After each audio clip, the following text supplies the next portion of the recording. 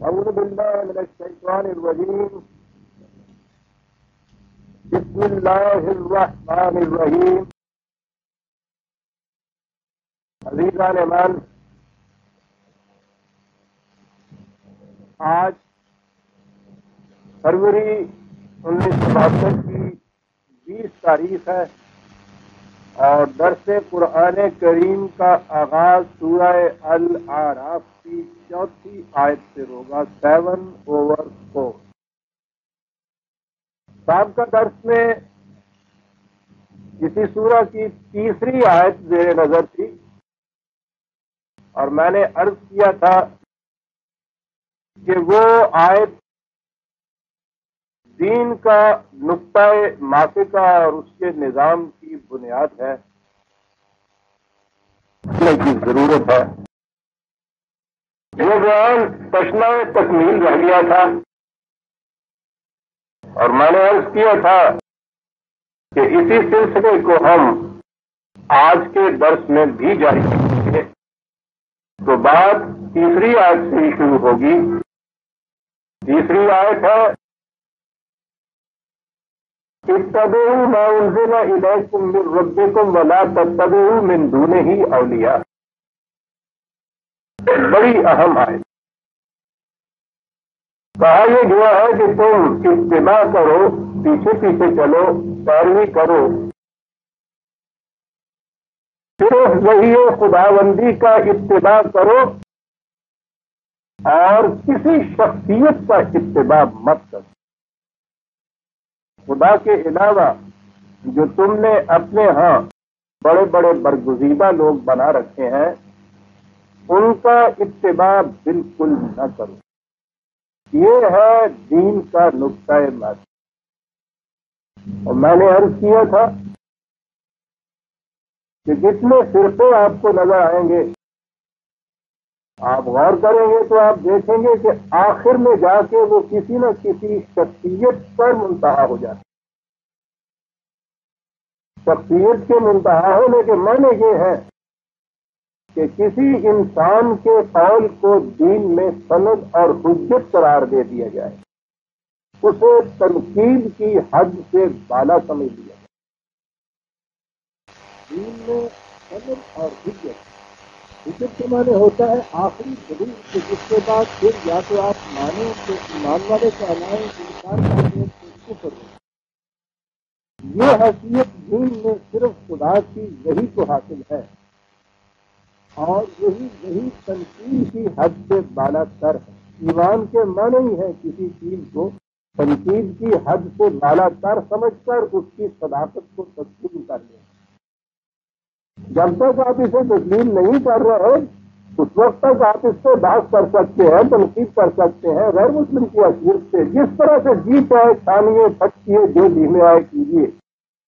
لیکن جب اس کے بعد آپ نے اس کی حقیقت کو، اس کی صداقت کو تسلیم کر لیا ہے تو پھر یہ بات نہیں کہ کسی معاملے میں تو آپ نے یہ کہہ دیا کہ ہاں صاحب ٹھیک ہے یہ دین ہے میں مانتا ہوں قرآن نے کہا، اور دوسرے معاملے میں یہ چیز کہی کہ نہیں صاحب اس میں نہ ذرا مجھے تعمل ہے. یہ نہیں ہو سکتا. اسے کہتے ہیں دین میں سند اور حجت ہونا کسی بات کا، اور اسے کہتے ہیں اسے تنقید کی حد سے بالا تر ہو جائے. یہ حیثیت صرف وحی خداوندی کو حاصل ہے، اس کے علاوہ کسی اور کو یہ حیثیت حاصل نہیں. کسی کو دین کہتے ہیں اور یہ جو کہا ہے کہ اس کے علاوہ اور جنہیں تم برگزیدہ ہستیاں سمجھتے ہو ان کا اتباع مت کرو، تو اس کے معنی یہ ہے کہ وہ شخصیتوں کو یہ حیثیت نہیں دیتے. دین کے معنی یہ، اور اسی سے حقیقت میں صحیح انسانی آزادی اور حریت فکر جو ہے وہ برقرار رہتا ہے. کسی انسان کو حق حاصل نہیں کسی دوسرے انسان سے اپنی بات کو اس طرح منوائے کہ اس پہ تنقید نہ کی جائے، اسے ہر سے آخر سمجھا جائے. اب اس پہ اعتراضات یہ کیے جاتے ہیں، یعنی آج جب سے اتنے فرقے بن گئے اور ہر فرقے نے کسی نہ کسی شخصیت کا اتباع کر لیا. یاد رکھیے اس میں یہ مقلد اور غیر مقلد اور یہ اصطلاح ہے، سب مقلد ہے. یہ انسانوں کی تقلید کرتے ہیں. اعتراض اس سے یہ آتا ہے، کسی سے آپ کہیے کہ صاحب خدا نے تو اطاعت یا اتباع صرف قرآن کی بتائی ہے، اس کے علاوہ باہر اس سے کہیں نہیں. جگہ صاحب بتائیے تو نماز کی وجہ کہاں لکھی ہے قرآن میں؟ زکوٰۃ کا نصاب کہاں ہے اس میں؟ گویا پہلا یہ اعتراض یہ کہ جس نے یہ کہا ہے کہ صرف اسی کا اتباع کرو، اس کی کتاب کی کیفیت یہ ہے کہ یہ چیزیں اس میں ہے ہی نہیں. یعنی پہلے یہ اعتراض اس کو یہ کہ اس کا دعویٰ تو یہ ہے اور کتاب معاذ ناقص اتنی ہے کہ اس میں یہ چیزیں نہیں ملتی، اور یہ چیزیں ہیں جن کے لیے پھر وہ کہتے ہیں کہ قرآن سے باہر آنا پڑے گا آپ کو. وہ جو اس نے کہہ دیا تھا دین دینے والے نے کہ تمت کلمت رب کا صدقا و عدلا، تو خدا کی باتیں اس کتاب میں مکمل ہو گئی ہیں. یہ اعتراض کرنے والے کہتے ہیں معاذ اللہ دعویٰ جھوٹا ہے، کہاں مکمل ہو گئی ہے، اس میں تو پتہ نہیں چلتا دیا ہوا نہیں ہے کہ زکوٰۃ اتنی دیا کرو. تو گویا چھوٹتے ہی یہ اعتراض کہ یہ تو ہے نہیں، اس لیے یہ کہنا کہ دین مکمل ہو گیا اس کے اندر یہ ہے ہی غلط. ایک چیز کو سمجھ لیجیے، دین قرآن کے اندر مکمل ہو گیا ہے. چیزیں دو ہوتی، ایک دین ہے جو چند احکام و اصولوں کا نام ہے، اور ایک دین پر چلنے کا طریقہ ہے جسے شریعت یا قرآن کی زبان میں امر کہتے ہیں. دین مکمل ہے قرآن میں، جو کچھ قرآن کے اندر نہیں وہ دین نہیں ہے. آج کا درس بھی میں بالکل درس کے انداز سے پیش کرنا چاہتا ہوں تاکہ یہ بنیادی حقیقتیں سامنے آ جائیں. پتہ نہیں اس کے بعد موقع ملے یا نہ بات کرنے کا. دین قرآن کے اندر آ گیا، مکمل ہو گیا ہے. اگر کوئی چیز دین قرآن میں نہیں ہے تو کہیے کہ وہ دین نہیں ہے، ورنہ فوراً اعتراض لازم آ جائے گا کہ خدا کہتے ہیں میں نے دین اس کے اندر مکمل کر دیا، تم کہتے ہیں کہ یہ چیز اس کے اندر ہے نہیں، اس لیے یہ نامکمل ہے. یہ نامکمل نہیں ہے، بلکہ جس چیز کو تم کہتے ہیں اس کے اندر نہیں وہ دین نہیں ہے. وہ کیا ہے؟ دین پر عمل کرنے کا طریقہ ہے. اور اس طریقے کے متعلق اس نے یہ خود کہہ دیا، خود رسول اللہ صلی اللہ علیہ وسلم سے پہلے کہا کہ وَشَاوِرْهُمْ فِي الْأَمْرِ، دین پر عمل کرنے کے طریقے جو ہیں وہ باہمی مشاورت سے متعین کرو. ظاہر ہے کہ دین میں تو رسول کے مشورے کا یا رسول کو مشورے لینے کا سوال ہی نہیں پیدا ہوتا. اس میں تو معاونتوں کو انہاوا رسول اپنی فکر سے بھی کچھ نہیں کہتا، اپنے خیال سے کچھ نہیں کہتا کہ جائے کہ پھر وہ احباب کو جمع کر لے اور باہمی مشورہ کرے اور مشورے کے بعد پھر طے کر لے اور وہ دین بن جائے. دین پر عمل کرنے کے جو طریقے ہیں وہ باہمی مشاورت سے طے ہوتے ہیں. یہ جتنی چیزیں آپ کہتے ہیں کہ صاحب قرآن میں نہیں ہے، بتاؤ کہاں ہے؟ یہ دین نہیں، یہ دین پہ عمل کرنے کے طریقے تھے. سب سے پہلے نبی اکرم صلی اللہ علیہ وسلم نے ان طریقوں کو قرآن کے حکم کے مطابق مشاورت سے متعین کیا، اور اس کے بعد قرآن نے جماعت مومنین سے کہا وَأَمْرُهُمْ شُورَىٰ بَيْنَهُمْ، دین پر عمل کرنے کے طریقے یہ باہمی مشاورت سے طے کریں گے. وہ ابتدا اس مشاورت کی یا دین پر عمل کرنے کے طریقوں کی خود رسول اللہ صلی اللہ علیہ وسلم نے فرمائی، اپنے صحابہ سے مشورے کے بعد متعین کرتے تھے، اور اس کے بعد یہ سلسلہ جاری رہا. یہ جو دوسرا حکم ہے جماعت مومنین کو، ظاہر ہے کہ نبی اکرم صلی اللہ علیہ وسلم کے بعد پھر یہ بات ہوگی. تو گویا قرآن نے بتایا یہ کہ یہ جو امر ہے یہ جاری رہے گا، باہمی مشاورت سے تم طے کرتے رہو گے. اب یہ جو چیز باہمی مشاورت سے طے پائے گی، قرآن نے دین کے متعلق تو یہ کہہ دیا تھا تمت کلمۃ رب صدقا و عدلا لا مبدل لکلماتہ، دین کو کوئی تبدیل نہیں کر سکتا. یہ وہ بنیادی حقائق ہیں، وہ میکسمز ہیں، وہ اصول ہیں جو بدلے نہیں جائیں گے. یہ جو طریقے ہیں دین پر عمل کرنے کے باہمی مشاورت سے جو طے پائے اور امت کو حکم دیا کہ یہ تم اس طرح سے کیا کرو، اس کے معنی یہ ہے کہ کسی ایک زمانے کا ایک وقت کا کوئی طریقہ دین پر عمل کرنے کا جو باہمی مشاورت سے طے کیا گیا تھا، حالات کے بدل جانے سے جب اور تقاضے سامنے آئیں گے تو باہمی مشاورت سے اس میں تبدیلی کر لی جائے گی۔ تو گویا ایک چیز جسے آپ بنیادیں کہتے ہیں، اساس کہتے ہیں دین کی، وہ غیر متبدل رہے گا، اور اس دین پر عمل کرنے کے طریقے زمانے کے تقاضوں کے ساتھ ساتھ بدلتے رہیں گے۔ طباعت اور تغیر کے اس حسین امتزاج کا نام اسلام ہے۔ یہی چیز تھی جسے جاری رہنا چاہیے تھا۔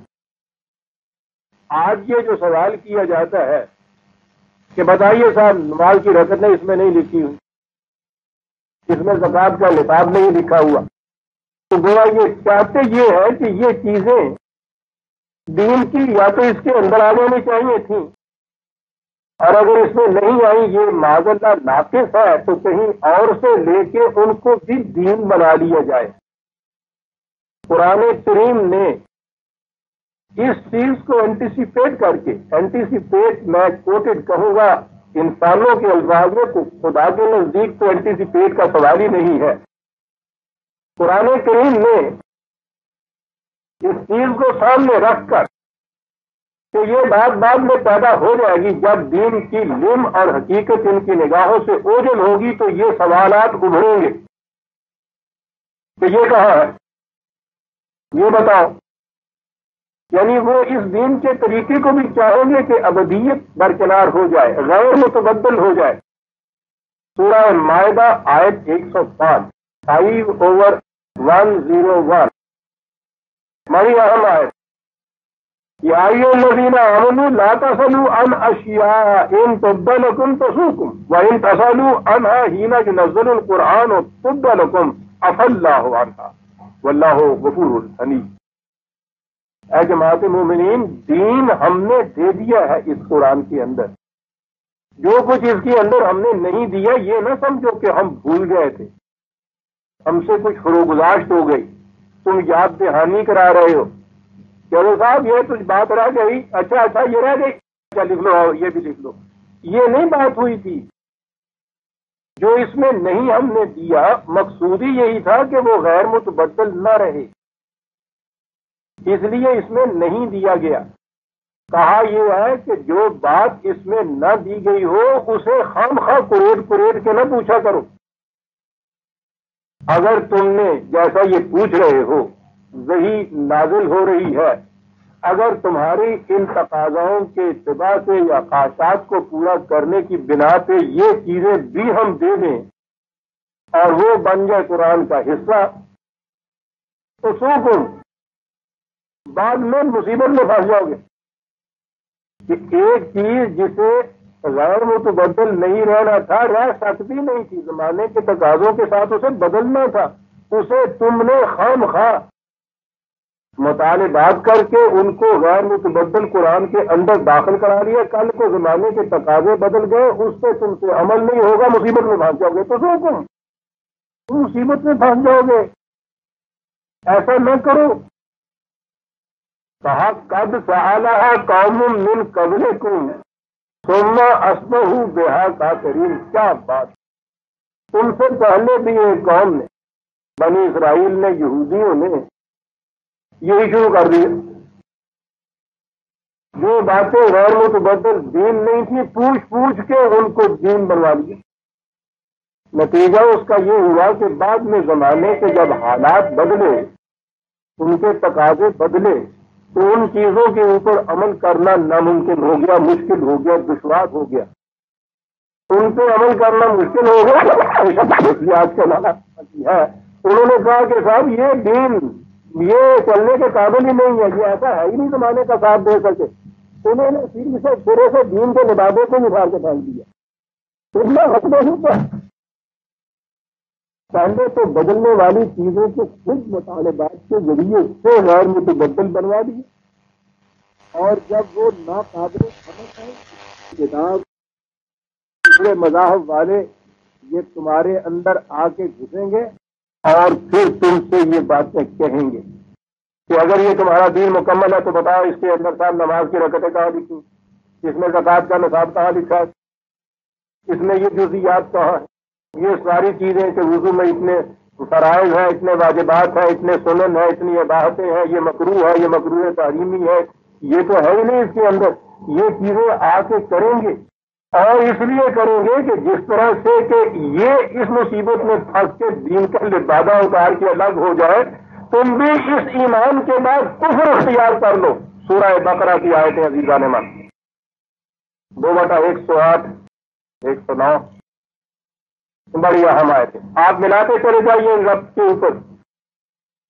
یہاں کہا کہ ایسا نہ کرو کہ جو چیز ہم نے خود نہیں دین بنائی، قرآن میں نہیں دی، خواہ اس کو تم پوچھ کے کروڑ کے اور دین بنا لو، اور کل کو وہی کچھ ہو جو اس باقی اہل مذاہب کا ہوا، اہل کتاب کا ہوا، ایسا نہ ہو جائے. کہا اس کے بعد بھی اس کی احتیاط برتنا. یہ ایسا کچھ کریں گے، یہ سازشیں ہوں گی کہ تم یہ کچھ کرو اور پھر ان چیزوں کو دین بنا لو. ہم تو ریدون ان فاسألوا رسولکم کما سئل موسیٰ من قبل. کہا کیا تم بھی یہ کچھ کرو گے کہ اپنے رسول سے وہ چیزیں پوچھنی شروع کر دو، جیسا کہ یہودیوں نے اپنے رسول سے یہ باتیں پوچھنی شروع کی، اور وہ پوچھنے کے بعد ان چیزوں کو خامخواہ کے لیے غیر متبدل بنا لیا اپنے ہاں. کیا تم بھی چاہتے ہو کہ ایسا ہو؟ اگلے الفاظ عزیزان من قابل غور.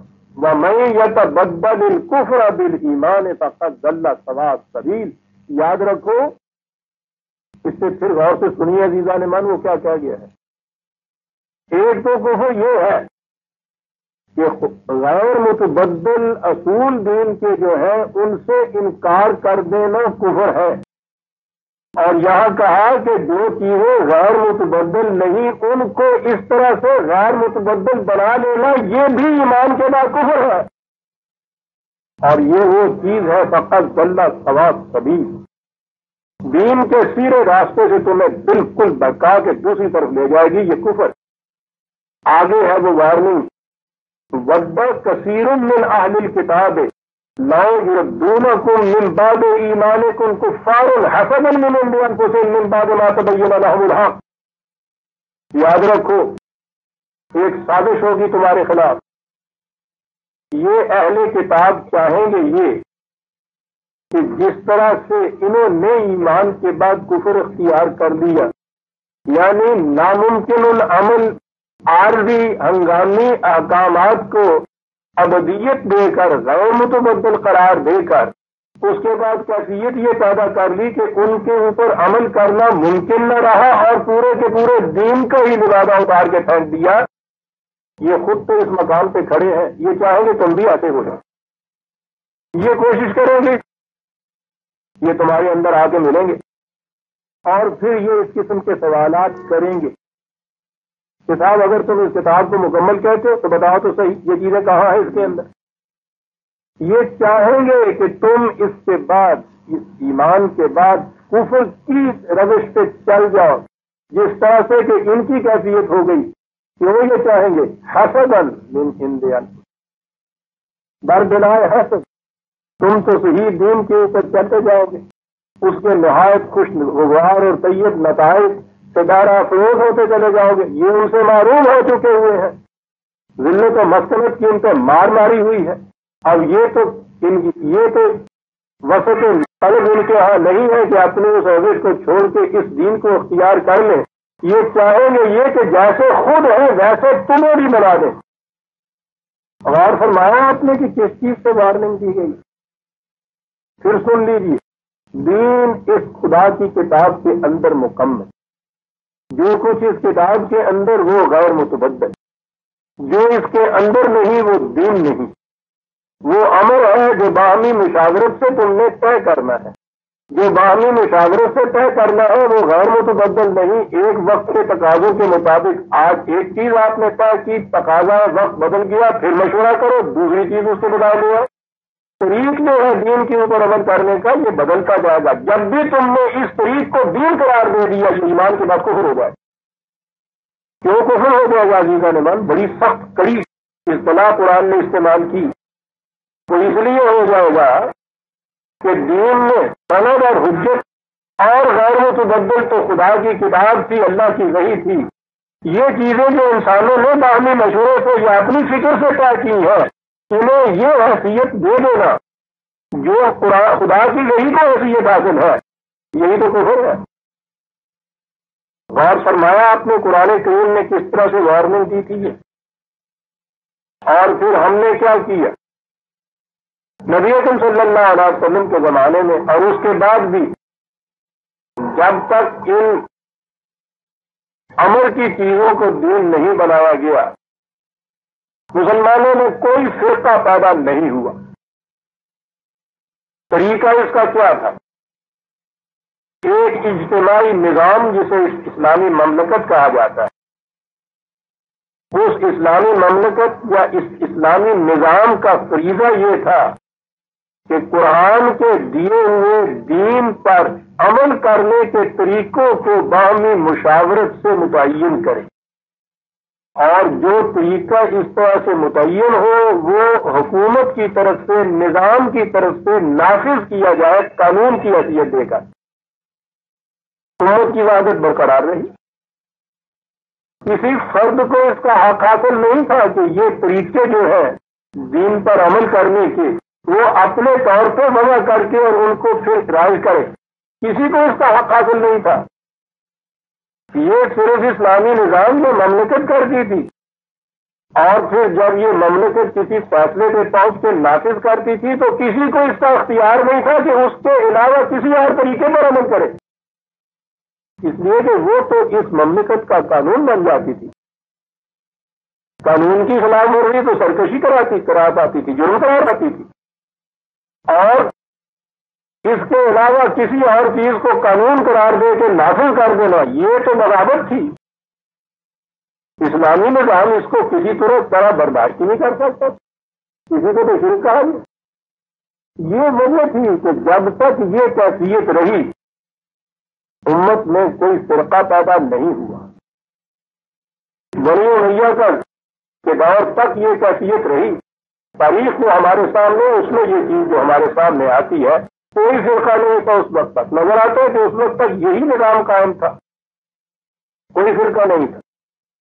یہ جو شیعہ کا فرقہ کہتے ہیں حضرات کا، تاریخ بتاتی ہے کہ اس سے پہلے یہ حضرت علی رضی اللہ تعالیٰ عنہ کے زمانے میں بھی جب یہ کیا. شیعہ کے معنی پارٹی کے ہیں. یہ ایک مذہبی یا دین میں فرقہ نہیں تھا،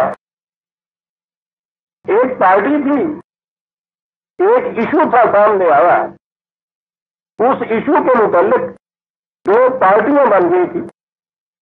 وہ پرٹیکولر ایشو جو تھا اس کے متعلق ایک مذہبی فرقے کی حیثیت سے اس وقت یہ کیفیت کہیں تاریخ میں نہیں ملتی. یہ بہت بعد کی چیز ہے. فرقہ پیدا ہو ہی نہیں سکتا تھا.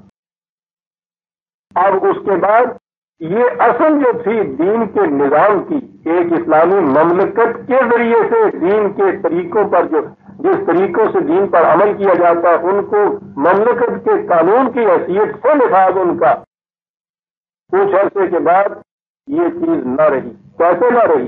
یہی اہل کتاب جو تھے یہ آ کے ملے مسلمانوں کے اندر.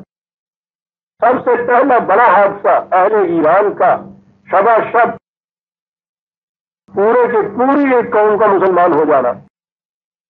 اسلام اس طرح سے نہیں لایا جا سکتا.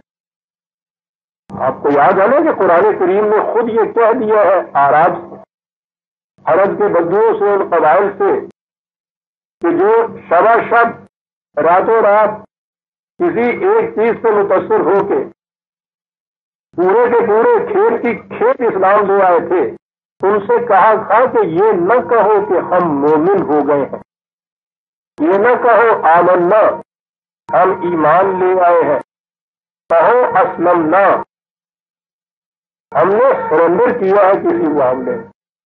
وَلَمَّا يَدْخُلُ الْإِيمَانُ فِي قُلُوبِكُمْ، ایمان تمہارے دل کی گہرائیوں میں نہیں ابھی اترا، ابھی نہ یہ بات کہو. اس کے بعد ان کی تو تعلیم و تربیت کی گئی ان قبائل کی، اور پھر وہ مومنین ہو گئے. لیکن یہ جو فتوحات کے زمانے میں آپ کے یہاں پوری کی پوری ایک مملکت اور اس کی ساری آبادی اسلام لے آئی، اور اس کے بعد ان کی تعلیم و تربیت تو ہوئی نہ. تو یہ سارے اصل اللہ کی کیٹیگری میں تھے، عام اللہ کی کیٹیگری میں نہیں تھے. لیکن ہوا کیا؟ وہ جو قرآن نے کہا تھا ابھی ابھی سورہ بقرہ والی آئے، تو اس کے بعد یہ سوالات آتے جو تمہارے اندر اٹھائیں کہ کتاب مکمل ہے تو بتاؤ صاحب اس کے اندر کہاں یہ لکھا نصاب زکات کتنی ہوگی، قرآن کی رکعتیں کیسی ہوں گی، آپ کہاں باندھے جائیں گے، تھوڑے کیسے جائیں گے. یہ جتنی ضروریات آپ کے آگے دین کی ہیں انہوں نے آگے پوچھنا شروع کیا، اور اس طرح سے وساوت پیدا کی ہے. ادھر بدبختی ہماری یہ کہ مملکت اسلامی نہ رہی، مسلمانوں کی بن گئی. ان دونوں میں بڑا فرق ہے. یہ ہماری مملکت مسلمانوں کی مملکت، ساری مملکتیں مسلمانوں کی مملکت ہے.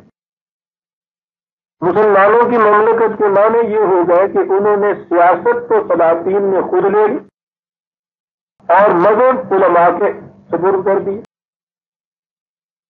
یعنی نظام تو یہ تھا کہ مملکت یا نظام مملکت دین کے اصولوں پر عمل کرنے کے طریقے باہمی مشاورت سے متعین کرے اور ان کو قانون کی حیثیت سے نافذ کرے. اب یہ جو سنویت پیدا کی انہوں نے سیاست میں اور مذہب میں، تو سیاسی امور جو تھے وہ تو سلطنت کے قوانین کی حیثیت سے نافذ ہوتے تھے.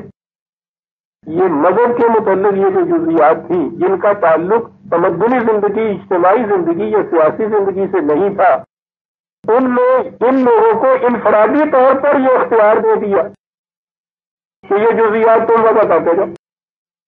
کچھ پہلے سے وضع شدہ تھی، کچھ انہوں نے ان کو وضع کیا، اور جو وضع کیا ابتداً تو یہی چیز تھی کہ یہ ناقابل تغیر و تبدل نہیں ہے.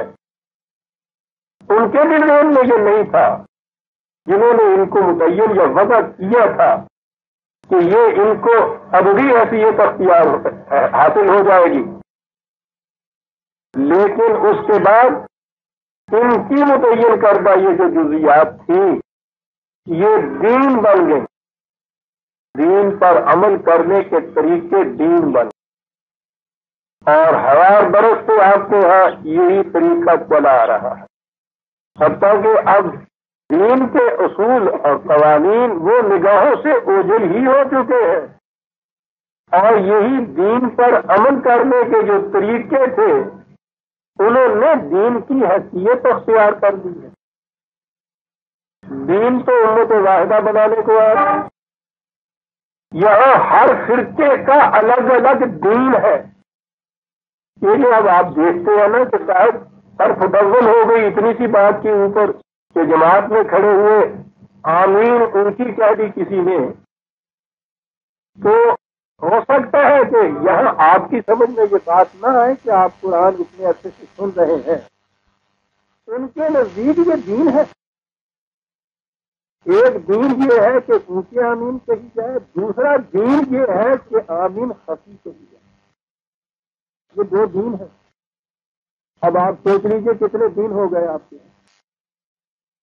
ہر فرقے کا اپنا اپنا دین، یعنی ہر وہ جز جس کے اوپر وہ عمل کرتے ہیں غیر متبدل سند آخر،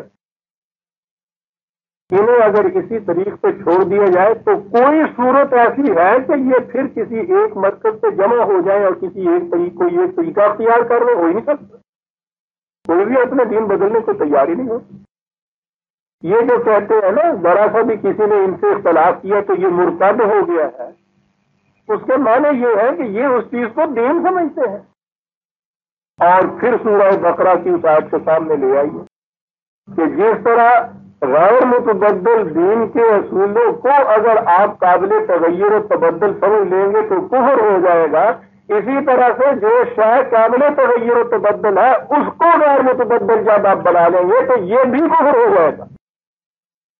اس مقام سے ہے اس وقت مسلمان عزیزان ایمان، صدیوں کوئی صورت نہیں، بڑی جرت کی ضرورت ہے. اور جرت کی ابتدا اس سے ہوگی اتبعوا ما انزل الیکم من ربکم ولا تتبعوا من دونہ اولیاء. اتباع صرف اس کا کرو، خدا کی کتاب اس کے علاوہ کسی شخصیت کا اتباع نہیں. یہ چیز جو ہے میں نے جیسا عرض کیا ہے یہ انفرادی نہیں ہے، یہ ایک اجتماعی چیز ہے، یہ نظام کی چیز ہے، اور یہ وہ نظام ہوگا اسلامی آپ کا جو دین میں اور امر میں فرق کرے گا. الدین اس کے نزدیک خدا کی کتاب کے اندر ہوگا، اس پر عمل کرنے کے طریقے جو عمل کہلائیں گے وہ باہمی مشاورت سے وہ طے کرے گا، انہیں نافذ کیا جائے گا تو امت ان پہ چلنے کے لیے مکلف ہوگی، اس سے دوسرا راستہ اختیار نہیں کر سکے گی، کیونکہ وہ ایک مملکت یا سلطنت یا نظام کے قوانین کی حیثیت سے نافذ ہوگا. لیکن یہ دین پر عمل کرنے کے طریقے باہمی مشاورت سے جو طے ہوں گے یہ حالات کے تقاضے کے بدلنے کے ساتھ ساتھ بدلتے رہیں گے. اب دین غیر متبدل رہے گا. اس طرح سے یہ نظام آگے بڑھتا چلا جائے گا زمانے کے تقاضوں کا ساتھ دیتے ہوئے اور اپنی جڑیں اپنے مقام پر محفوظ رکھتے ہوئے. اسی لیے قرآن کریم نے الدین کو شجر سے مثال دی ہے، کشجرۃ طیبۃ اصلھا ثابت وفرعھا فی السماء. الدین ایک شجر طیب کی طرح ہے، اور طیب کے معنی ہوتے ہیں پھل دینے والا درخت. ایک شجر ثمردار کی طرح ہے کہ جس کی جڑیں تو پاتال میں گئی ہوئی ہے، اپنے مقام پہ قائم رہتی ہیں، لیکن اس کی شاخیں فضا کی پہنائیوں میں دور دور تک پھیل سکتی. یہ تھا یہ طریقہ. اب جس مقام پہ ہم ہیں جہاں دین پر عمل کرنے کا ہر طریقہ دین بن چکا ہے، غیر متبدل قرار پا چکا ہے، اب ان سے اگر آج یہ کہا جائے کہ نہ بھائی قابل واجب الاتباع صرف خدا کی کتاب ہے، اکیلا خدا ہے، سنیے قرآن کیا کہتا ہے کہ پھر ان کی کیفیت کیا ہوتی. 39/45 49/45 نکال لیے آپ نے، بڑی اہم آیت. کہا پھر کیفیت یہ ہو جاتی ہے جب خدا کی وحی کے علاوہ اشخاص کو بھی آپ دین دینے والا تسلیم کر لیں تو اس وقت جب کوئی شخص دعوت آپ کو دے کہ بھائی صرف خدا کا اتباع کرو، کہا کہ وَإِذَا ذُكِرَ اللَّهُ وَحْدَهُ اشْمَأَزَّتْ قُلُوبُ الَّذِينَ لَا يُؤْمِنُونَ بِالْآخِرَةِ. جب آپ ان لوگوں کو یہ کہیں کہ صاحب اتباع صرف خدا واحد کا ہے، اکیلے خدا کا ہے، اس کی وحی کا ہے، صرف اس کی کتاب کا ہے، کہا کہ وہ لوگ جو آخرت پہ ایمان نہیں رکھتے، خدا کی قانون مقاصد عمل پر ایمان نہیں رکھتے، سنیے ان کو آخرت کا منکر کہا جب ان سے یہ کہا جائے کہ اتباع صرف خدا کی، صرف قرآن کی، صرف اس کی کتاب کی اتباع ہے، تو وہ کہتا ہے کہ ان کو ماتھے بھی تیرنے پڑ جائے، طبیعت بھی حاصل ہو جائے، بڑی برانی محسوس کریں گے، وہ بڑے جذبے کریں گے. یہ کیا کہہ رہا ہے؟ کیا لفظ معذت قلوب، ان کے دلوں میں اس کے خلاف بڑی کبیرگی آئے گی. واحدہ ذکر اللہ دینا من دونوں ہی راہل یا تبصرون، اور جب پھر اس کے ساتھ اور خاص کا ذکر کیا جائے گا وہ خوش ہو گیا. بات ہوئی نا الحمد للہ صاحب، کیا بات ہے. اگر میں فرمایا تھا نا آپ مانتے ہیں نا اس کو، یا تبصرون عزیزہ رحمان عمل آج کر کے دیکھ لیجیے اس کو.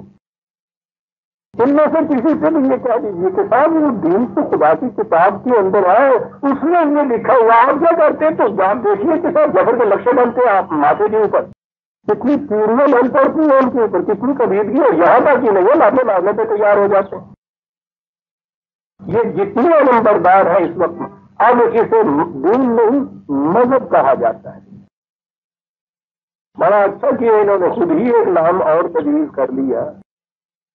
یہ جتنا بھی مذہب پرست طبقہ ہے، جتنا کیا ہے مسلمان سارا ہی مذہب پرست ہے. آپ کسی نہ کسی فرقے سے متعلق ہے.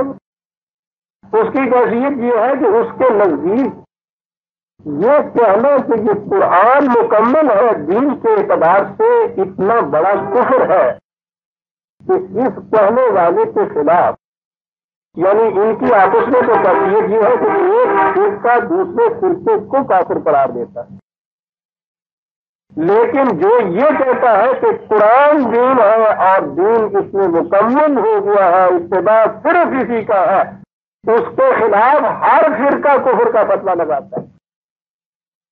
اور یہ سنی سنائی بات، یہ جو آپ کے سامنے بیٹھا ہے کافر اعظم، اس کے خلاف ہر فرقے کے 1000 علماء کا فتویٰ ہے، کہا رہا صاحب، اور اس میں لکھا ہی گیا ہے تو یہ شخص یہ کہتا ہے کہ دین صرف قرآن، اتباع اس کا ہے، یہی غیر متبدل ہے۔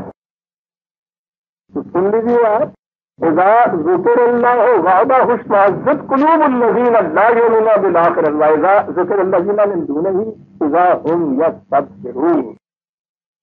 اور قرآن کی دلیل تو عجیب ہوتی ہے، قل اللہم فاطر السماوات والارض عالم الغیب والشہادۃ، انہیں کہنے دو جو یہ کہتے ہیں، تم تو یہی کہو کہ وہ خدا جو اس تمام سلسلہ کائنات کو عدم سے وجود میں لا کر اپنے غیر متبدل قوانین کے ذریعے سے اس کو اس طرح سے چلا رہا ہے، کیا جب اس نے یہ کتاب دی تھی تو اس کو اس کا علم نہیں تھا کہ یہ جزیات بعد میں آنے والی ہیں، ان کو بھی میں کتاب کے اندر داخل کر دوں، وہ تو عالم الغیب و شہادت ہے۔ یہ تصور کرنے کے ساتھ چوک ہو گئی، اس سے بھول گیا، رہ گئی یہ بات اس میں داخل کرنے کی۔ کہتے ہیں خدا کے متعلق یہ تصور کر رہے ہیں، تم تو اعلان کر دو کہ بابا تم جو چیزیں آئے مانتے رہو، تم ایسے کہا ہے جیسے کہ خوف سے کہ یا اللہ دیکھنا ہمیں کہیں ان میں شامل نہ کر دینا، ہم اعلان کرتے ہیں کہ تو عالم غیب و شہادت، اس سے بھول نہیں ہو گئی، غلطی سے نہیں ایسا ہو گیا کہ یہ رہ گیا ہو کہ زکوٰۃ کا نصاب تم نے نہ لکھا ہو، نماز کی رکعتیں اس کے اندر لکھنا تو بھول گیا ہے، بالکل نہیں، تو عالم غیب و شہادت ہے۔ اور آگے ہے بات، انت تحکم بین عبادک فیما کانوا فیہ یختلفون، جتنے اختلافات انسان کرتے ہیں ان اختلافات میں حکم بننے کا جو حق ہے، فیصلہ کرنے کا جو حق ہے، وہ صرف تجھے حاصل ہے، تیرے خلاف کسی کو حاصل نہیں۔ خدا کو کس طرح سے خدا فیصلے کرتے ہیں جن معاملات کی، وہ تو کبھی آتا نہیں ہے سامنے فیصلہ کرنے کے لیے۔ اس نے کہا ہے کہ میری کتاب فیصلہ کرے گی ان تمام امور کے اندر جن میں انسان اختلاف کرتے ہیں۔ ان اختلافات میں جو موجود ہیں آپ کے ہاں، ان میں حکم اور فیصل کرنے والی چیز تو خدا کی کتاب ہے، لیکن جب خدا کی کتاب سے متعلق یہ ایمان ہو جائے کہ صاحب یہ مکمل ہی نہیں ہے، چیزیں تو وہ ہیں جن پہ ہم عمل کیا ہے، تو یہ اختلاف کو فیصلہ کرنے والا اسے مانا کیسے جائے گا؟ دوسری جگہ ایک اور 40/12 40/12 اہل جہنم کے متعلق کہا ہے کہ ان کی یہ کیفیت کیوں ہوئی ایسی، ذالکم بأنہ اذا دعی اللہ وحدہ کفرتم، ان سے کہا جائے گا، وہ پوچھیں گے کہ ہمیں جہنم میں کیوں ڈال دیا گیا، ہم تو نمازیں پڑھتے تھے، روزے رکھتے تھے، زکات دیتے تھے، سب کچھ کرتے تھے۔ ان سے کہا جا رہا ہے کہ یہ اس لیے تھا کہ جب تمہیں کہا جاتا تھا کہ صرف ایک خدا کے ضابطے اور قانون اور کتاب اور حکم کی طرف آؤ تو تم اس سے انکار کرتے تھے۔ وحدہ یعنی خدا سے انکار نہیں کرتے تھے، اس بات سے انکار کرتے تھے کہ صرف خدا ہے کہ جو دین دیتا ہے اور صرف اس کی ہدایت ہے اور اس کا اتباع ہے، اس سے انکار کرتے تھے۔ وَإِن يُشْرَكْ بِهِ تُؤْمِنُوا، لیکن جب یہ کہا جائے گا کہ اس کے ساتھ یہ سارے علماء کرام بھی ہیں، یہ حضرات بھی ہیں، یہ محدثین بھی ہیں، یہ مفسرین ہیں، پھر تم ایمان لاتے تھے، اس لیے تم جہنم میں جھونک دیا جائے گا۔ دیکھیے عزیزان مان، یہ وجہ ہے کہ یہ کبھی قرآن کو کھول کے آپ کے سامنے بیان نہیں کریں گے، 786 کی طرح اپنے خطبے کے اوپر ایک آیت پڑھ دیں گے اور اس کے بعد پھر دنیا جہان کی اس آیت پوزیشن حوصلے بات کے قصے اور افسانے آپ کو سناتے چلے جائیں گے، سامری کی طرح۔ سامری کہتے ہیں اس کو جو داستان گو ہوتا ہے، سامری کے معنی داستان گو ہے۔ قرآن کہتا ہے اہل جہنم سے کہ یہ اس لیے تھا کہ جب تمہیں کہا جاتا تھا کہ سند اور حجت دین میں صرف خدا کی کتاب، اکیلے خدا کی کتاب ہے، تم اس سے کفر کرتے تھے، اور جب کہا جاتا تھا کہ خدا اور اس کے ساتھ یہ سارے، اور تم پھر اس کو ایمان لاتے تھے۔ اور اس کے بعد سنیے عزیزان نبی، الحکم للہ العلی الکبیر، حکم اور فیصلہ تو صرف اللہ کا ہو سکتا، وہی سورن اتھارٹی ہے، وہی صاحب قرار۔ اب سے نظر آیا کہ اس کے سوا کسی اور کو ایسا سمجھنا کہ اس کا دیا ہوا کہا ہوا کوئی قول بتایا ہوا کوئی طریق خدا کے طریق کی طرح غیر متبدل ہے، یہ خدا کی حکومت میں اپنے آپ کو شریک کرنا ہے، وہی یشرک نہیں، صرف بت پرستی صرف نہیں، لا یشرک فی حکم ہی عہدہ قرآن نے کہا ہے سورہ کہف میں، وہ جو اس کا حق حکومت ہے، فیصلہ دینے کا حق، قانون دینے کا حق جو ہے، اس میں وہ کسی دوسرے سے شریک نہیں کرتا۔ اور آپ سوچیے عزیزان من کہ کتنے ہیں ہم نے جو اس کے اندر شریک کیے ہوئے ہیں۔ اس نے کہا تھا کہ وہ علی الکبیر ہے، علی سب سے بلند قوت والا، اقتدار والا۔ آج کی عام اصطلاح سیاسی میں اسے ہی سورن اتھارٹی کہا جاتا ہے۔ پھر وہ ایک ہی دفعہ نہیں کبیر ہے، یہ سیوا بتا رہا ہے یہ کہ اس کی یہ کبریائی کسی خاص وقت میں نہیں تھی کہ وہاں ختم ہو گئی اور بعد میں یہ اس کے سارے جتنے ہیں وہ کبریا بن گئے، وہ کبیر مسلسل ہے۔ عزیزان مال، یہ ہے وہ چیز جسے میں نے کہا تھا کہ دین کا نقطۂ مقصد کا یہی اساس و بنیاد ہے۔ اتبعوا ما انزل الیکم من ربکم ولا تتبعوا من دونہ اولیاء، اتباع صرف اس کا۔ اور پھر دوہرا دوں ان اعتراضات کو جو اس کے متعلق کیے جاتے ہیں کہ بتائیے صاحب پھر یہ قرآن کے اندر یہ رکعتیں کہاں ہیں اور نصاب کہاں ہے اور یہ جزیات کہاں ہیں، وہ چیزیں کہاں ہیں، بتائیے یہ کہاں ہے۔ وہ چیز پھر یاد رکھیے کہ دین قرآن کے اندر مکمل ہے۔ خدا نے کہا ہے تمت کلمۃ ربک، جو چیز قرآن میں نہیں ہے وہ دین نہیں ہے۔ دین پر عمل کرنے کے طریقے ہیں جنہیں اس نے امر کہا۔ امر کے متعلق اس نے کہا ہے کہ رسول اللہ صلی اللہ علیہ وسلم کو حکم دیا گیا تھا کہ ان معاملات میں ان سے مشورہ کرو اور پھر متعین کرو ان امور کو۔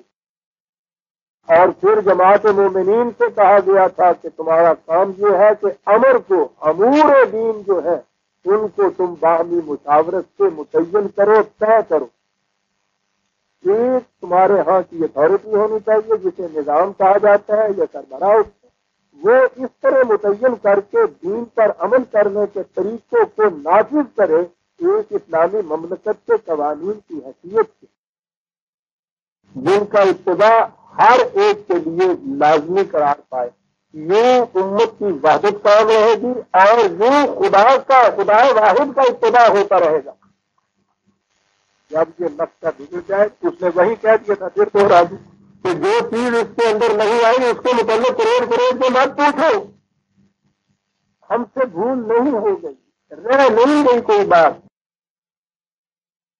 وہ ایسی چیزیں ہیں نہیں جو عملی طور پہ غیر متبدل رکھنا جن کو مقصود تھا، وہ اس لیے نہیں دی گئی، وہ بدلتی جائیں گی زمانے کے تقاضوں کے ساتھ ساتھ، یہ ہے کیسی۔ لیکن کہا کہ یہ اہل کتاب سے بچنا، یہ دوسرے مذاہب والے، یوں کہو نا دیگر اہل مذاہب، جب یوں کہو اہل مذاہب دیگر کیوں کہا جائے، قرآن یہ اسلام کو مذہب ہے ہی نہیں۔ اہل مذاہب کہا کہ اہل مذاہب چونکہ وہ محروم رہ گئے ہیں ان تمام خوشگواریوں سے جو دین کے اتباع سے ملنی تھی، اس لیے یہ حسد کریں گے تم پر کہ تم ایسی قوم کو دنیا کے اندر بڑھنے پھلنے پھولنے والی پیدا ہو گئی۔ یہ چاہیں گے کہ تمہیں بھی الجھا دیں اس میں، اور تم سے یہ کہیں گے کہ بتاؤ تو صحیح کہ اگر دین مکمل ہے تو یہ جزیات کہاں ہے، اس کے اندر نہیں ہے۔ اور پھر تمہیں جب یہ بہکا دیں گے تو تم یہ خود جزیات متعین کرو گے یا کسی وقت کی متعین شدہ جزیات کو تم بھی دین بنا دو گے۔ اور جب تم نے یہ کیا تو یاد رکھو آج وہ الدین جو ہے وہ کہیں نہیں، صدیوں سے نہیں، اس مملکت کو حاصل کیا گیا تھا اس مقصد کے لیے کے بعد یہ پھر اہل مذہب کے ہاتھوں میں آ پھر کیا شروع سے ہی آ اس کا نتیجہ کیا ہے؟ 25 سال سے اس مملکت کا کانسٹیٹیوشن نہیں بن سکتا، آئین نہیں بن سکتا۔ اہل مذہب کے ہاتھ میں ایک لیور ہے، یہ جو حکومت آئے گی اس کے لیے سر یہ بالکل اسلام کو چاہتے ہی نہیں یہاں آئے، دیکھ لیجیے بناتے ہی نہیں رہیں گے، آئین ہی نہیں اسلامی بناتے، اسلامی قانون ہی نافذ نہیں کرتے، شرط اس میں خود ایسی عائد کر دیتے ہیں خدا واحد نہیں۔ یہ تھا نا کہ جب خدا واحد کی اطاعت کے لیے کہا جائے گا تو 3 بجے بھی ہو جائیں گے، یہ اس کے ساتھ اور بجائیں گے تو یہ خوش ہوں گے۔ انہوں نے پہلے دن سے یہ شرط لگائی کہ خدا واحد اکیلے کی خدا کی کتاب کے مطابق نہیں، اس کے ساتھ کچھ اور۔ مسلمانوں کے یہ جذبات بڑے نازک ہیں، جو ہی آپ نے ساتھ سنت رسول اللہ کا نام لیا کسی کو جرت نہیں ہوتی اس کے خلاف کوئی لفظ بھی کہے۔ حالانکہ سنت رسول اللہ جیسا میں نے عرض کیا ہے دین پر چلنے کے وہ طریقے تھے جو خدا کے حکم کے مطابق رسول اللہ نے باہمی مشاورت سے طے کیے تھے، اور ان کے متعلق مسلمانوں کو کہا گیا تھا کہ یہ باہمی مشاورت سے یہ چیزیں طے کرتے رہیں گے، ساتھ اس کے وہ لگا دیے کتاب کے ساتھ۔ اور یہ تو واقعہ ہوا نا پھر ہر فرقے کی سنت اپنی اپنی الگ۔ میں کہتا ہوں جب فرقے جو یہ نماز میں ہاتھ کہاں باندھنے چاہیے چھاتی پہ ذرا نیچے، اتنی سی چیز سے متفق نہیں جب ہو سکتے تو پوری مملکت کے ضابطۂ قانون کے اوپر متفق کیسے ہو جائیں گے؟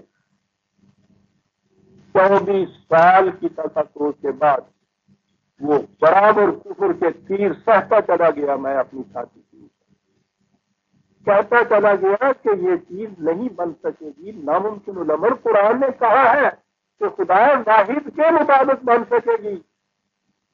یہ طریق تھے دین پر چلنے کے، پوچھو نہیں کیا کچھ ہوا، اور بالآخر 1 سال ادھر، جیسا میں پہلے بھی اعلان کر چکا ہوں طلوع اسلام میں بھی نکل گیا ہے، اس کا اعتراض کرنے چلا پھر گیا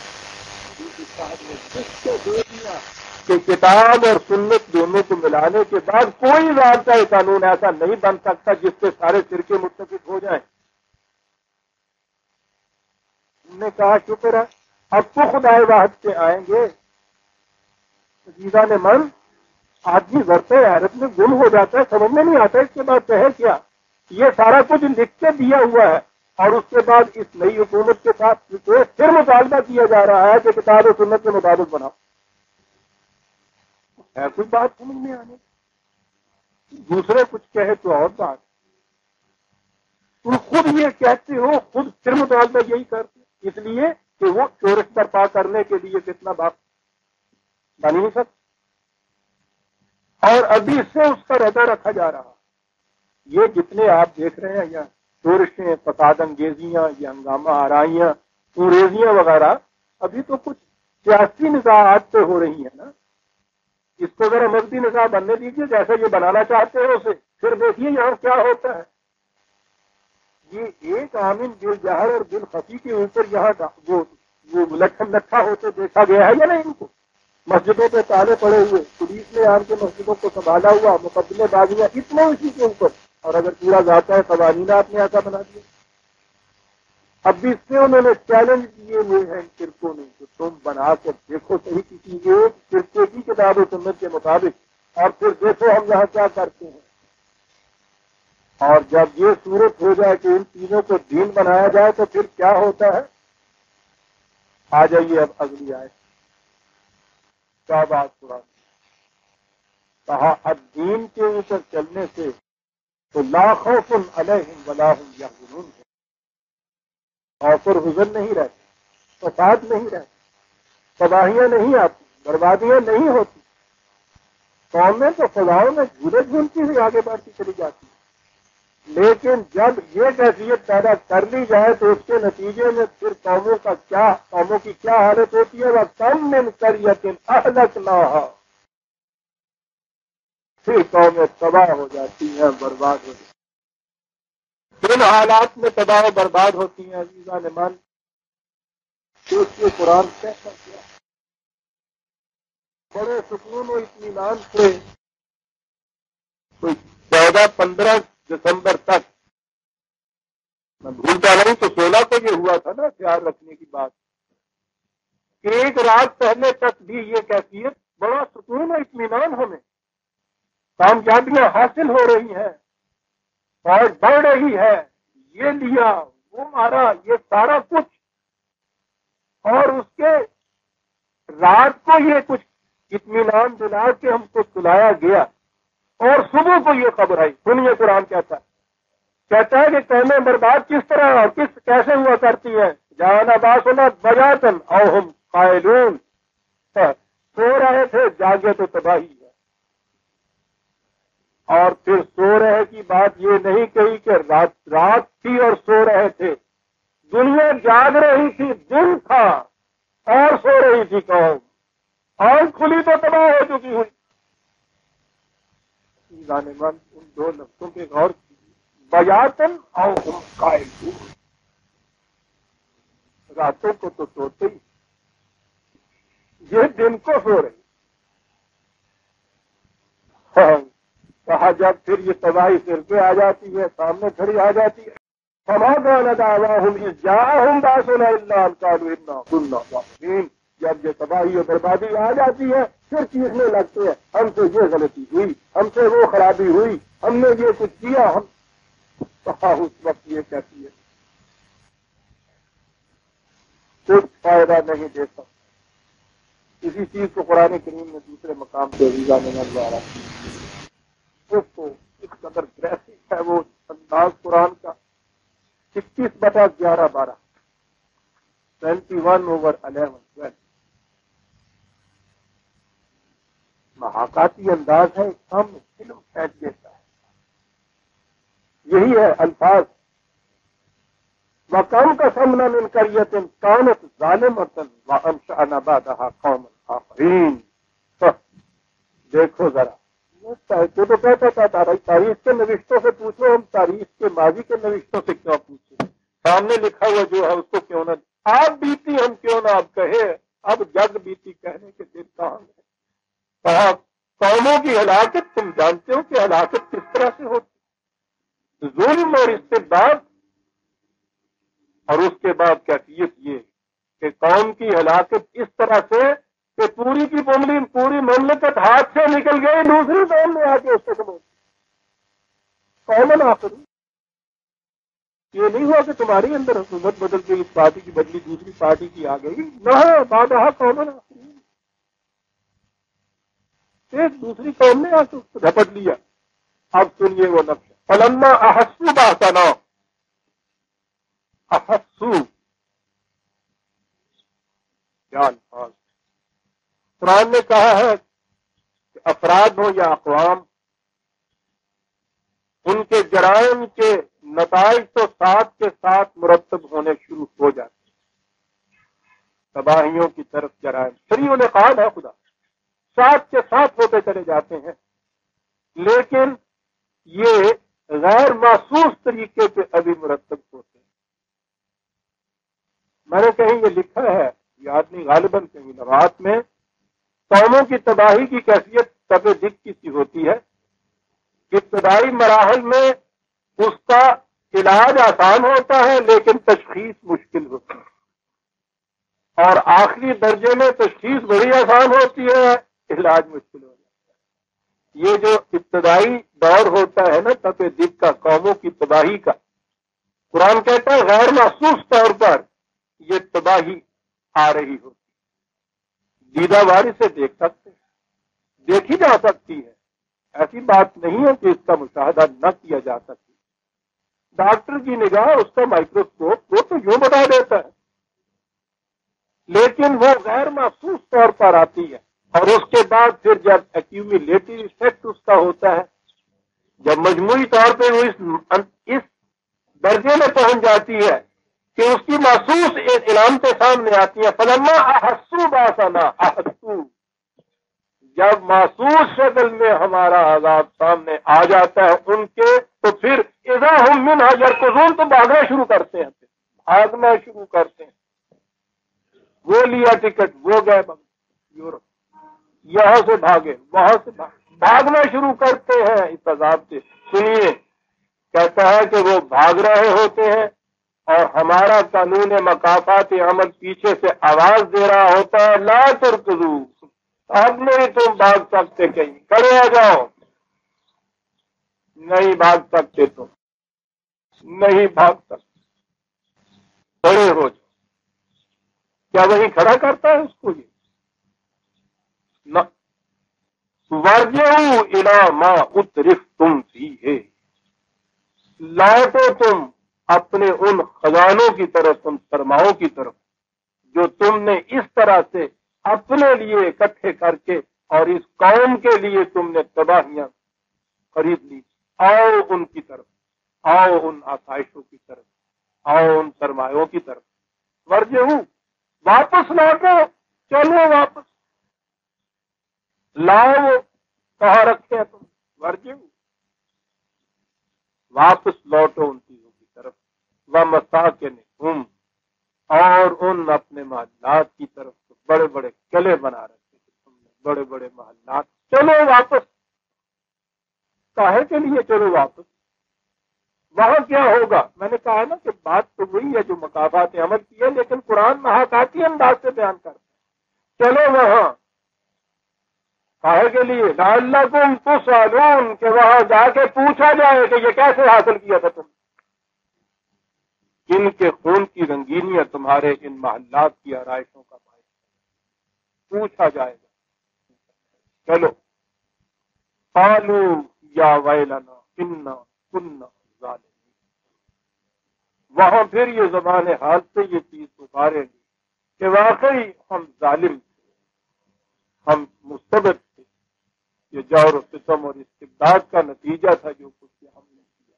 پکار رہے ہوں گے، لیکن سنیے عزیزان ایمان، قرآن کیا کہتا ہے؟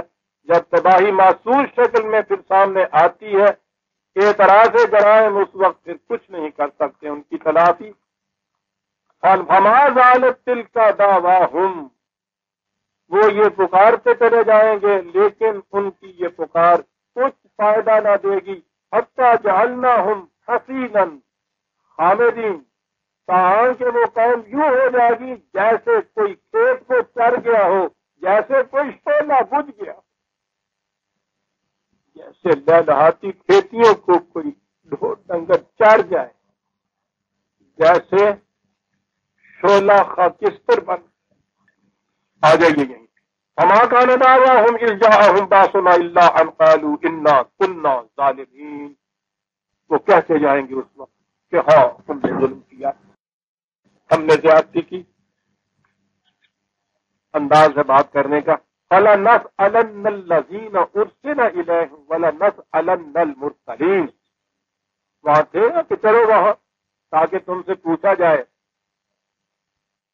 یہاں جن سے پوچھا جائے گا ان کی دو یہاں قسمیں گنائی، کہا ایک تو ان سے پوچھا جائے گا، اور ایک جن تک یہ قرآن پہنچ چکا تھا ان سے پوچھا جائے گا کہ تم نے انہیں وارننگ دی تھی یا نہیں قبل از وقت۔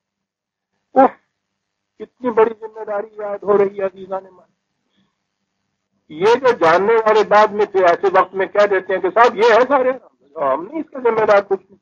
وہ دونوں کو ذمہ دار قرار دے رہا ہے، جن کی طرف رسول بھیجے گئے تھے ان سے پوچھیں گے اور خود ان سے بھی پوچھیں گے کہ بر وقت وارننگ دی تھی تم نے، بتایا تھا ان کو یہ طریقہ کدھر جا رہا، ان کو بھی ذمہ داری یاد ہوتی ہے۔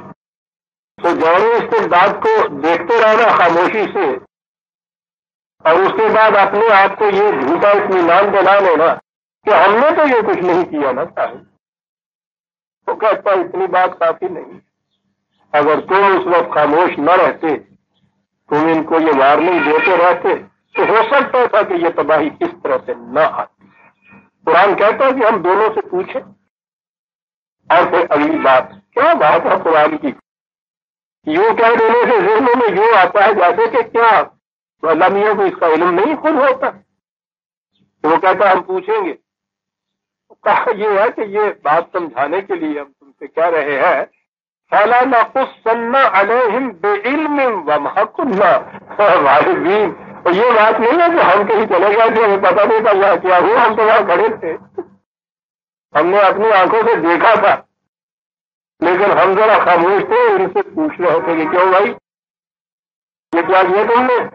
وہ جیسے وہ بچہ کچھ کر کے باہر سے آتا ہے اندر تو پہلے یہ پوچھی جاتی ہے نا بات، تو قرآن کہتے ہیں کہ یہ بات نہیں کہ ہمیں اس کا علم نہیں تھا یا علم نہیں ہوتا، اور اس لیے ہم پوچھتے ہیں، ہم انہیں پھر بتائیں گے۔ اور پھر وہ اصول بتایا ہے عزیزان من، رات ہوں یا اقوام اور خاص طور پہ اقوام، کہ وہ تباہی کا اصول کیا ہے، بچ جانے کا کی بنیاد کیا چیز۔ قرآن یہ ہمیں بتاتا ہے کہ جسے آپ پرفیکشن کہتے ہیں یہ بہت ریئر ہوتی، بہت کم ہوتی، یہاں انسان بچتے ہیں، اصول اور انسان کے جذبات کا ٹکراؤ ہوتا رہتا ہے، افراد میں بھی ہوتا ہے، قوموں میں بھی ہوتا ہے، قوموں میں لغزشیں بھی ہوتی ہیں، کوتاہیاں ہوتی ہیں، تکاسل ہوتا ہے، کمیاں ہوتی ہیں، یہ بھی ہوتا ہے۔ تو کہا کہ پھر یہ اصول کیا ہے؟ اصول وہی ہے جو میں نے اس سے پہلے بھی کئی دفعہ سمجھانے کے لیے عرض کیا کہ امراض جتنے آتے ہیں یہ جراثیم اندر جا کے حملہ کرتے ہیں، مرض پیدا کرنے والا۔ اگر انسان کے اندر قوت مدافعت اتنی ہے کہ وہ ان کا مقابلہ کر لے تو پھر وہ مغلوب ہو جاتے ہیں اور صحت غالب رہتی ہے، اور اگر وہ قوت مدافعت کم ہو جائے تو یہ جو تقریبی حملہ آور ہوتے ہیں یہ غالب آ جاتے ہیں، وہ جو مدافعت کی تعمیری قوتیں ہوتی ہیں مغلوب ہوتی ہیں، اس وقت بھی وہ قوتیں موجود ہوتی ہیں۔ یہ نہیں ہوتا کہ بالکل ہی کوئی قوت نہ رہے، حتیٰ کہ جسے آپ موت کہتے ہیں اس میں بھی یہ نہیں ہوتا کہ قوت مدافعت بالکل نفی میں ہوتی ہے، تقریبی قوت اتنے زور سے چلی جاتی ہے کہ وہ زندگی کی قوت جو ہے بہت زیادہ کمزور ہو جاتی ہے اس کے اندر۔ یہ عجیب اصول ہے، اور یہی چیز ہے میں کہہ رہا ہوں کہ قرآن میٹر آف فیکٹ سے بات کرتا ہے، یہ یوٹوپین نہیں ہے، شاعروں کی اختخاب نہیں حسین دکھاتا آپ کو، ناممکن العمل چیزیں نہیں آپ کے لیے بیان کرتا۔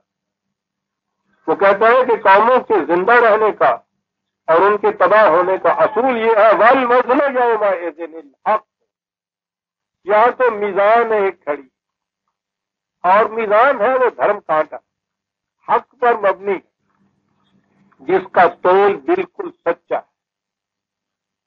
اب اس میں اصول کیا ہے؟ فَمَنْ ثَقُلَتْ مَوَازِينُهُ فَأُولَئِكَ هُمُ الْمُفْلِحُونَ، اس میزان میں جس قوم کے تعمیری کاموں کا پلڑا جھکتا ہوا رہے گا اس وقت تک وہ کامیاب رہے گی۔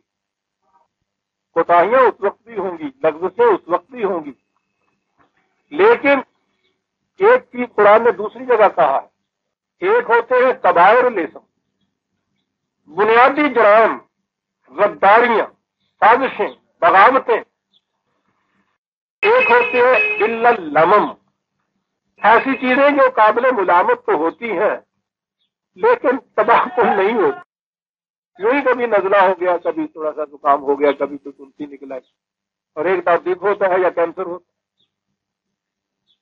کہتا یہ ہے کہ جب تک قوم کی کیفیت یہ رہے کہ اس کی تعمیری کاموں کا پلڑا جھکتا رہے وہ کامیاب رہتی ہے۔ یہ کیوں کامیاب ہوتی ہے؟ دوسری جگہ ان الحسنات یذہبن السیئات، تعمیری کام جو ہیں وہ تقریبی کاموں کی کچھ خرابیاں جو ہیں اس قسم کی چھوٹی موٹی ان کو وہ ڈھانپ دیتے ہیں، تو جس کا یہ پلڑا جھکتا ہوا رہے گا اس وقت تک وہ کامیاب رہے گی۔ وَمَنْ خَفَّتْ مَوَازِينُهُ فَأُولَئِكَ الَّذِينَ خَسِرُوا أَنفُسَهُمْ، اور جن کا یہ تقریبی کاموں کا پلڑا جھک گیا، ان کا وزن بڑھ گیا، وہاں قوم پر پھر تباہی آ جاتی ہے۔ اولئک الذین خسروا انفسہم، یہ وہ لوگ ہیں. یہ عجیب ایک طرز ہے. خسران ہوتا ہے تول توڑو ڈنڈی مار جانا. وزن کہا تھا نا وہاں، کہتا یہ وہ قوم ہے ڈنڈی مارتی. اب یہ سوچیے ذرا یار کیا بات ہے قرآن کی خبر ہوا پوچھا. کوئی دکاندار ڈنڈی مارے لیکن وہ ڈنڈی ایسی لگ جائے کہ وہ نقصان ہو جائے. یعنی ڈنڈی تو اس لیے مار رہا تھا نا کہ گاہک کو نقصان ہو اس لیے زیادہ. وہ کہتا اگر وہ انگلی کہیں ڈنڈی والی الٹی جا لگے اور اس کے بعد ہو کے جو دینا تھا شیر وہ دیا جائے سوا شیر. کہتا ہے یہ جو ڈنڈی مارتی ہے قومیں اس طرح سے سمجھتی یہ ہے کہ گاہک کا نقصان کر رہی ہے. وہ ڈنڈی الٹی لگ جاتی ہے ان کو. خسروا انفسہم، اپنے آپ کو گھاٹا. یہ جتنے تباہ ہونے والی رجیم میں آپ کو دیکھیں گے، نظام آپ دیکھیں گے، جب بھی وہ یہ توڑ رہے ہوتے ہیں تو بھی ان کو اس کا احساس ہو رہا ہوتا ہے کہ ہمیں گھاٹا پڑ رہا ہے. بڑے مطمئن ہوتے ہیں کہ نہیں ہمارے پاؤں بہت جکڑے ہوئے ہیں، وہ بہت کم سے یہ چال ہماری بڑی عجیب جا کے چلے گی صاحب، وہ یہ پلان ہمارا ہے تو جا کے چلے گا. کیا بات کہہ گیا، ڈنڈی تو مار رہے ہیں لیکن اس کے بعد دیکھا یہ گیا کہ اپنے خلاف ڈنڈی بچی. خسروا انفسہم، کیوں ایسا ہو گیا؟ بما کانوا بآیاتنا یظلمون، اس لیے کہ جو ہمارے قوانین تھے ان کے ساتھ انہوں نے ظلم کر ان کو اس مقام پہ نہیں رکھا جہاں انہیں رکھنا چاہیے تھا. یہ تھا ظلم اور استبداد، ہمارے قوانین کے خلاف. عزیزان من یاد رکھیے یہ ساری قوانین آیات خداوندی کے تابع چل رہے ہیں. جسے ہم قرآن کی آیت کہتے ہیں اس کے معنی قانون خداوندی.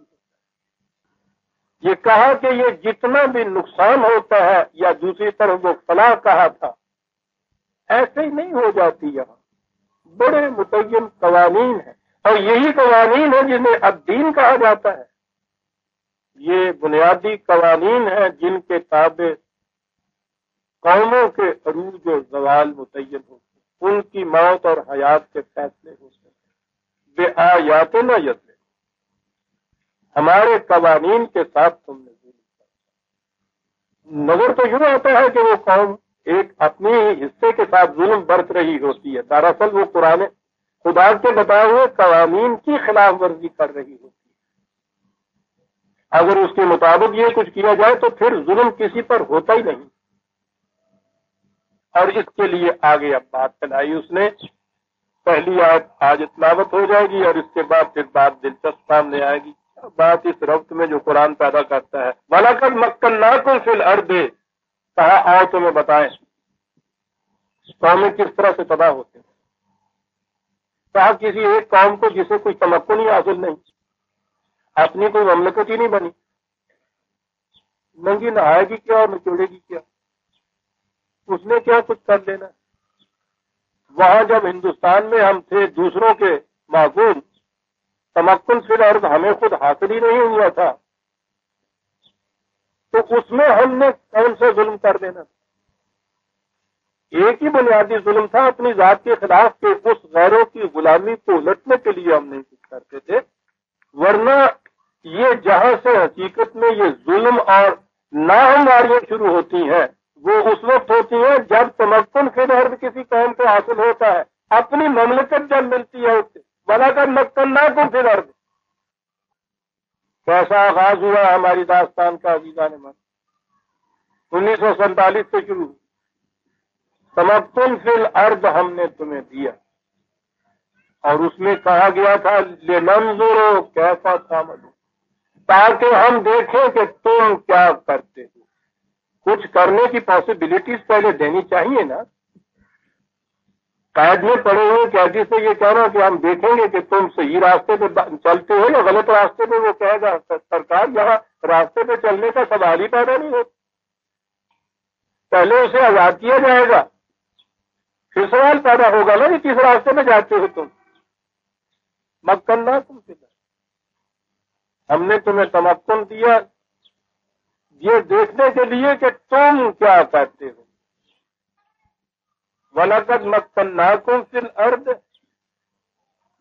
تو یہاں کہا کہ پھر کیسے ظلم شروع ہوا کرتا ہے. تمکن حاصل ہو گیا. ظلم کا کون سی گوشہ ہوتا ہے ظلم کا؟ وَجَعَلْنَا لَكُمْ فِيهَا مَعَائِشَ، اور اس میں سامان معیشت رکھا تمہارے لیے، معاشیات کا نظام تمہارے سپرد کیا. اور یہاں سے پھر دیکھنا ہے کہ تم ظلم کرتے ہو یا انصاف کرتے ہو. اگر معیشت میں تمکن ہی کسی کو نہ ہو، اپنی اکانومی کے اوپر اپنا اختیاری نہ ہو، اس میں یہ کیا کر لے گا؟ سوال تو یہاں سے پیدا ہو. تمکن دیا اور پھر یہ سامان معیشت تھا. یہاں یہ چیز دیکھنی تھی. ہم کیا دیکھنا تھا؟ قلیل ما تشکرون. پھر وہی باتیں آ جاتی ہیں عزیزان من.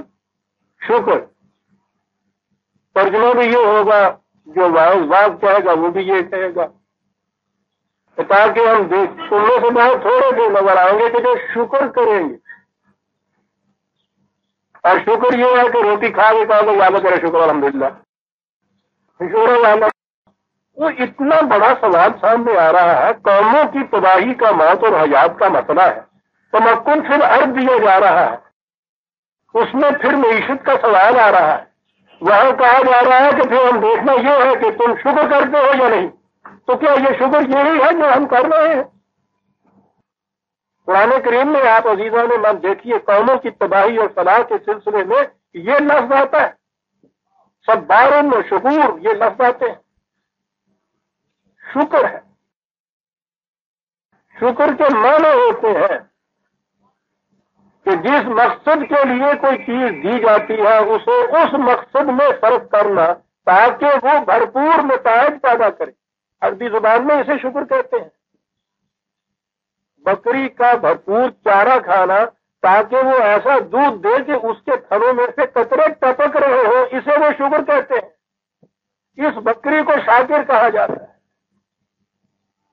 کھاؤ تو اس لیے کہ اس میں سے بھرپور دودھ دیتے ہو، اس لیے ہم نے تمہیں یہ دیا.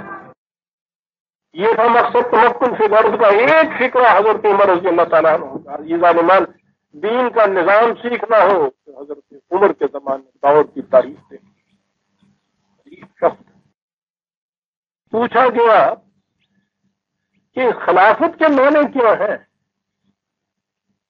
انہوں نے کہا کہ میں تو یہ سمجھا ہوں کہ میں نے کہا اور اسی کی بابت پوچھا جائے، نہ لیا ظلم و استبداد سے، نہ دیا نہ انصافی، چلیں گے خلافت ہوگی. وجعلنا لکم فیہا معائش، کیا کیا جائے؟ قلیل ما تشکرون. بہت تھوڑے ایسے پھر نکلتے ہیں. پوری انسان کی تاریخ یہ بتا رہی، والعصر ان الانسان لفی خسر، انسان کی تاریخ یہ بتا رہی ہے انسان نے جو بھی نظام اپنے لیے وضع کیے اس میں نقصان اٹھاتا رہا. اور تاریخ یہ بتا رہی ہے الا الذین آمنوا وعملوا الصالحات تواصوا بالحق تواصوا بالصبر. ایکسپشن صرف اس میں تم یوں دیکھو گے وہ لوگ کہ جو خدا کے غیر متبدل قوانین کی صداقتوں پر ایمان لگا ان پہ یقین و موقع رکھنے کے بعد ان کے مطابق عمل کرتے رہے. اور پھر یہ عمل انفرادی نہیں تھا، تواصوا بالصبر، ایک دوسرے کو تاکید کرتے رہے کہ بھائی اس حق کے اوپر رہنا، استقامت سے رہنا، یہ کر بس یہ جماعت تو بچی، ورنہ انسان کی ساری سرگزشت اس حقیقت پہ شاہد ہے انسان ہمیشہ تباہ ہو. قلیل ما تشکرون، بہت تھوڑی قومیں ایسی نکلی. اور یہ کہنے کے بعد اب آگے قصہ آدم آ رہا ہے. ملا سے پوچھئے، اس کے نزدیک تو وہ کہتا ربط ہی نہیں ہے، اس لیے کہ اس کے اپنے ذہن میں ربط نہیں ہو. سب سے بڑا میرے سے رستم، بڑے فخر سے ریڈیو پہ آپ کو یہ بیان ہو رہا ہے، بہت بڑے مولانا تھا کہ قرآن کے اندر پوچھتے یہ ہیں کہ صاحب یہاں دیکھیے تمکن فی الارض معاذ کا لفظ شکر بیچ میں آ گیا، اور اس کے بعد صاحب کس طرح آدم شروع ہو گیا، یا اس کے بعد بنی اسرائیل ہے، یہ کیا چیز ہوتی ہے؟ کہنے لگے کہ یہ تم دیکھتے نہیں بس دسترخوان پہ بیٹھے ہوئے ہو، بچہ تمہارے ساتھ کھانا کھا رہا ہو، اور وہ تو تم اس کو کچھ نصیحتیں کر رہے ہو کہ بیٹا ایسے پڑھنا اور اس طرح اسکول جانا، اور اتنے میں تم دیکھو کہ وہ اس نے وہ جو بوٹی ہے اس کو دسترخوان پہ پھینک دیا، تو وہ بیچ میں کہہ رہا ہے کہ دیکھنا امتحان کے قریب یہ کرنا، دیکھنا تم نے بوٹی کیا یہاں ڈال دی، اٹھاؤ اس کو برتن میں رکھو، برتن میں رکھی، ہاں دیکھنا پھر وہ تم نے اسکول میں اس طرح جانا، باجی بس اس طرح سے قرآن کی منڈا روٹی کھان رہے ہیں نا، پھر انہوں کسی پٹوکی بھی مار دیتی، پھر دو چار گالا بنا بھی سناتی ہے، پھر انہوں نے بھی کیا لے جا اپنے دیش کی کرن رہا ہے دسترخوان ناپ کرتا ہے، ہاں بھائی میں تم 10 روپیہ بھی امتحان کے آؤں کریں، کہنے لگے قرآن اس طرح کا لکھا ہے